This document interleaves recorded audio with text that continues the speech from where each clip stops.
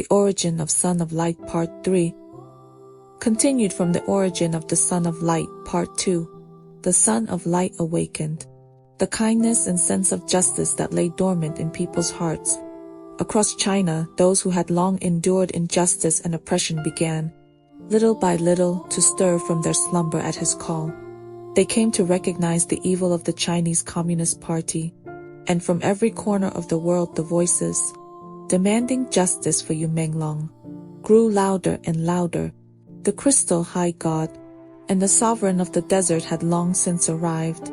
On earth, like the other celestial beings of the upper realm, they had passed through trial after trial, incarnating layer by layer until they were born as mortals. Yet the three who had once been the closest of friends remembered nothing of one another. It was not until the Liuli Celestial King sacrificed himself, igniting the light within the hearts of all people, that the crystal high god's memory of him awakened. As well, she is a woman in this life. She then began to pay attention to the fate of her former friend and to speak on his behalf. On the third day after sacrificing his life, the Liuli Celestial King found the sovereign of the desert, having died on September 10th, and made the visit on September 12th. At that time, however, the sovereign of the desert had not yet awakened and nearly missed this crucial opportunity. Every person possesses a space of their own, a space in which that person's memories are stored. This space does not dissipate when the physical body perishes. It therefore preserves the memories of every lifetime, every incarnation. To prevent the sheer volume of accumulated memories from causing confusion, a god resides within each space, charged with organizing and concealing those memories that must not be freely accessed. This god is not Lady Meng, the figure in Chinese mythology, who stands at the bridge between death and rebirth, offering every soul a bowl of broth that erases all memory of their previous life. Lady Meng seals away the memories of an entire lifetime in one stroke. The god within the space is more like an archivist, classifying and ordering the memories with care. The Liuli Celestial King wished to ensure that when the time was ripe, his destined connection with the sovereign of the desert could be renewed. And so he compressed the messages he wished to convey into a single information packet, placed it within the sovereign of the desert's memory space, and entrusted it to the god of memory for safekeeping. When the light within the sovereign of the desert's heart finally awakened her, she would be able to read its contents. The Liuli Celestial King's dozen or so secondary souls each had their own missions as well.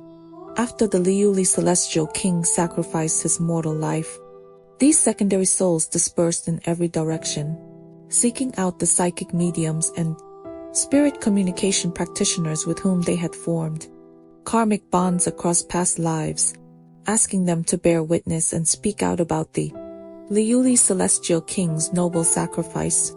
With the help of the Liuli Celestial King's secondary souls, the truth grew ever clearer and was disseminated far and wide, allowing people everywhere to learn what had truly happened and to awaken. Now the sovereign of the desert has awakened. She too is a woman in this life. She has received the information packet left for her by her dear friend the Liuli Celestial King, decompressed it, and begun publishing articles online to help expose and transmit the truth. The Liuli Celestial King, who gave his mortal life, has already obtained the key to the new universe. Yet possessing the key alone is not enough. He must also receive the laws and statutes of the new universe before he can lead his celestial multitudes there. For this reason, the Liuli Celestial King must once again incarnate as a human being in order to receive these divine ordinances. In fact, around late October 2025, Yu's primary soul told me that he had completed the reincarnation process and was awaiting entry into his mother's body. Then, on the 1st of February, Yu's primary soul told me he had successfully entered the body of his mother in the mortal world. In this lifetime, Yu will be born in Taiwan. His mother is a spiritual practitioner, and by now she should be approximately 3 months along in her pregnancy. My sense is that Yu does not wish, at this moment, for people to seek out his whereabouts. Rather, He hopes everyone will keep their attention focused on the dark industries and the sinister system behind them. For this reason, we will not share further details about his mother or birthplace for the time being, so as not to attract unnecessary attention. Yu's dozen or so secondary souls continue their work at this very moment, carrying out the missions entrusted to them by the Creator.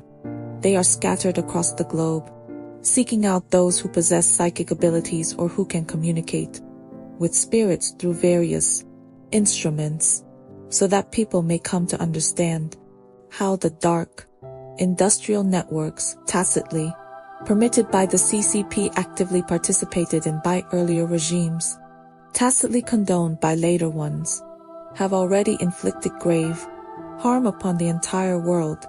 With the help of these mediums, the injustices and brutal persecution inflicted upon you have been brought to light one by one, made known to the public.